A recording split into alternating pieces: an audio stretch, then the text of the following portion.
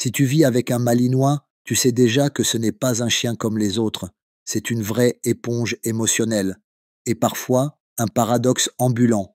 Il peut vivre un moment de joie extrême et pourtant régresser juste après. Socialement, émotionnellement ou même dans son comportement de base. Ce phénomène étrange. Régression après bonheur. Ça semble contre-intuitif, non? On s'attend à ce qu'un moment de bonheur, de liberté ou de complicité renforce leur stabilité. Et pourtant, certains chiens, et notamment des malinois très sensibles, peuvent justement se refermer ou montrer de l'agitation ou de la méfiance après. Pourquoi? Parce que chez le malinois, l'intensité émotionnelle est parfois trop forte pour être intégrée immédiatement.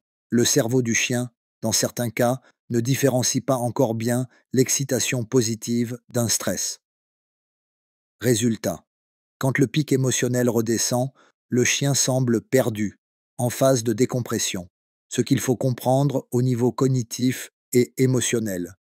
Le malinois est un chien de travail, issu de lignées sélectionnées pour leur réactivité, leur engagement, leur sensibilité.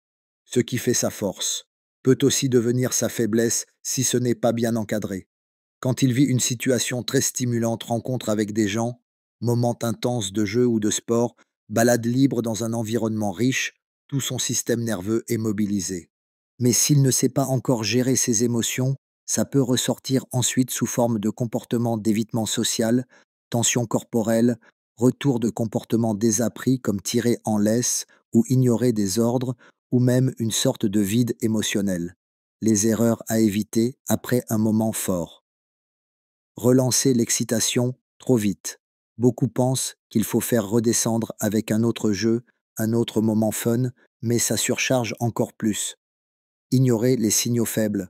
Tu crois que tout va bien car il a été content, mais tu rates les micro-signaux. Bâillement, évitement, tension dans la posture, corriger un comportement lié à une décompression. Exemple, il n'écoute plus le rappel après une balade géniale, tu punis. Mauvais réflexe. Il n'est pas en rébellion, il est submergé. Comment accompagner ton malinois dans ces moments-là? Laisse-lui un sas de retour au calme, une pièce calme, sans sollicitation, sans interaction imposée. Il doit avoir le droit de digérer. Utilise des signaux apaisants. Ton ton de voix, ta posture, ta respiration. Tout peut l'aider à se réguler. Favorise les routines. Les rituels sécurisent. Après une séance forte balade, entraînement, reviens toujours à une petite routine stable. Coucher sur tapis, mastication douce, petite séance d'olfaction tranquille. Valide ses choix. Laisse-lui la possibilité de s'éloigner, de ne pas interagir.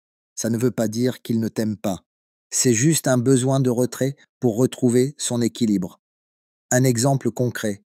Imagine, ton malinois a passé 45 minutes au parc canin. Il a joué, couru, rencontré d'autres chiens. Une super séance en apparence. Mais le soir, il grogne légèrement quand tu t'approches trop près sur le canapé ou il semble décrocher mentalement. Ce n'est pas une régression liée à un problème de comportement. C'est simplement une surcharge émotionnelle. Ce qu'il fallait faire, après la sortie, proposer une mastication, un tapis de léchage, une pièce sombre ou même juste être là, sans parole. Témoignage de terrain adapté. En tant qu'ancien conducteur canin, j'ai souvent vu des chiens exploser en performance, puis régresser 24 à 48 heures plus tard.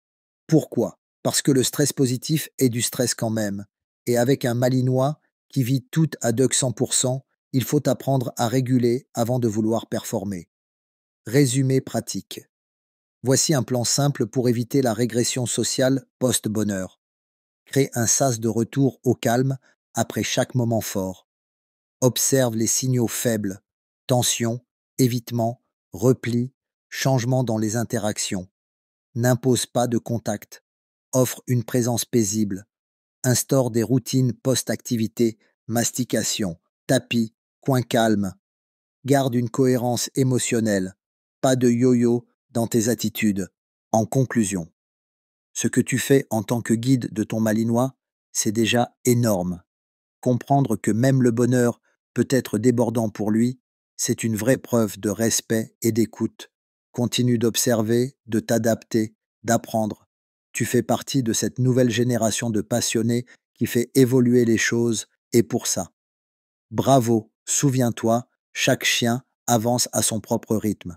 Le plus important, le plaisir partagé, la patience et ce lien unique qui se tisse jour après jour entre vous. Si cette vidéo t'a aidé, abonne-toi pour ne pas manquer les prochains conseils. Et surtout, dis-nous en commentaire si tu veux qu'on explore d'autres situations comme celle-ci dans la prochaine vidéo. À très vite pour la suite de l'aventure.